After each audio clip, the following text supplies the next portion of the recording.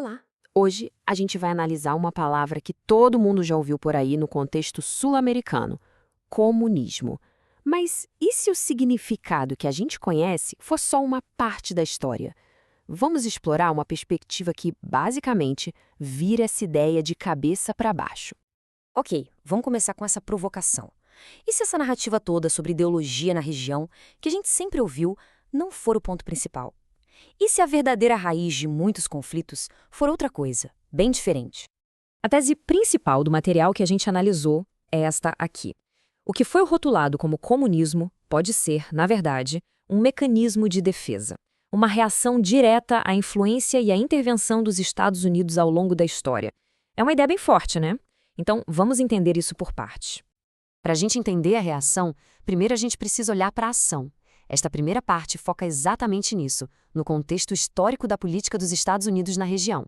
Olha, aqui a gente já começa a ver um padrão, né? Desde o fim do século XIX, as intervenções americanas eram muitas vezes motivadas por interesses econômicos bem claros. Durante a Guerra Fria, a contenção do comunismo virou a justificativa oficial. Casos como o de Jacobo Arbenz, na Guatemala, ou de Salvador Allende, no Chile, são exemplos clássicos, onde governos que buscavam mais justiça social eram rapidamente vistos como uma ameaça soviética.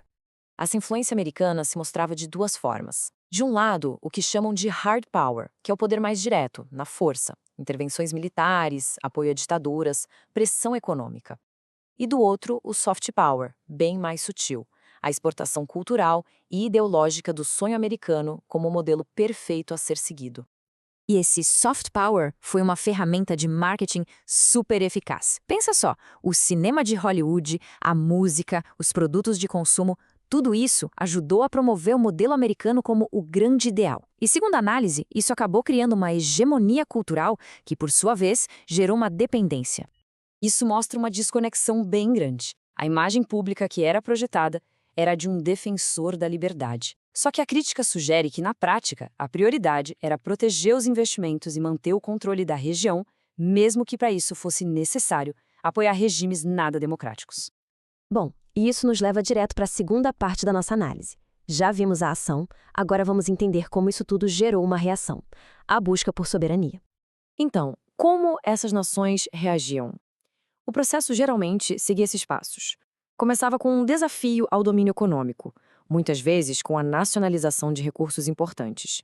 Isso, claro, gerava uma oposição forte dos Estados Unidos, o que acabava levando esses países a procurar outras alianças globais para diminuir sua vulnerabilidade. Então, o ponto crucial é este. A essência de muitos desses movimentos não era necessariamente uma adesão cega a uma ideologia que vinha de fora, mas sim uma tentativa de recuperar o controle sobre a própria economia. O objetivo era a autodeterminação econômica. Isso nos leva ao centro do argumento: como uma única palavra foi transformada numa ferramenta poderosíssima. Nessa perspectiva, comunista se tornou menos uma descrição ideológica precisa e mais um rótulo pejorativo mesmo, um carimbo usado para deslegitimar qualquer governo ou movimento que ameaçasse o status quo, pintando eles como uma ameaça externa. Apenas um rótulo. Era o que bastava. Durante a Guerra Fria, classificar qualquer movimento como comunista era o suficiente para justificar intervenções, golpes e apoio a ditaduras, tudo em nome de uma suposta contenção da expansão soviética. Certo, então vamos juntar todas as peças agora e resumir esse ciclo de ação e reação que a gente explorou. O ciclo fica bem claro aqui nessa tabela. A cada ação dos Estados Unidos para proteger seus interesses, vinha uma reação de busca por soberania na América Latina. E essa reação era quase sempre recebida com um rótulo que a colocava como uma ameaça. A proteção de interesses virava uma luta contra uma ameaça ao livre comércio.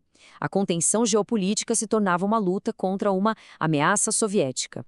Isso tudo deixa a gente com uma pergunta final para refletir. Quando a gente analisa a história, quanto do que vemos é de fato um choque de ideologias e quanto é, fundamentalmente, uma dinâmica de poder e reação? É uma pergunta que redefine um pouco a forma como a gente olha para os conflitos globais.